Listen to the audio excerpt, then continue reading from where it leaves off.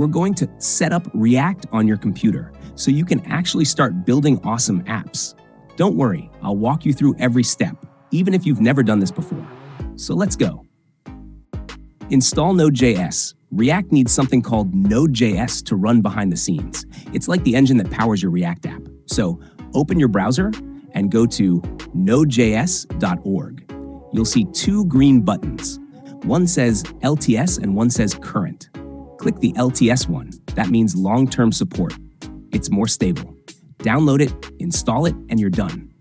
To check if it's working, open your terminal or command prompt and type bash node-v. You should see a version number like v20.11.0. If you see that, you're good to go. Step 2. Create a React app.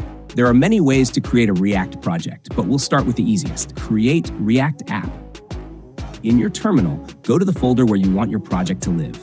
Then run this command. npx create React app, my React app. Let's break that down. npx runs a tool without installing it globally.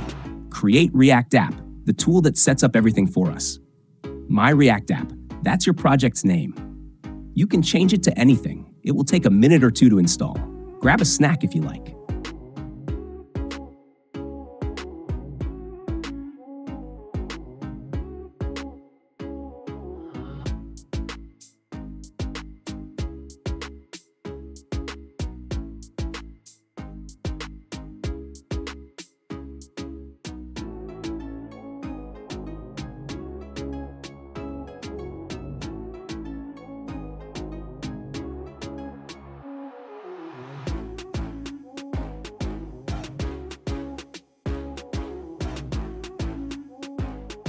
Once it's done, move into the project folder, cd my React app, then start the app.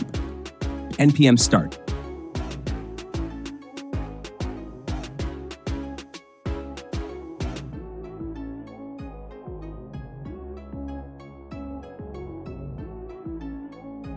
Boom. Your default browser should open and show something like edit/app.js and save to reload.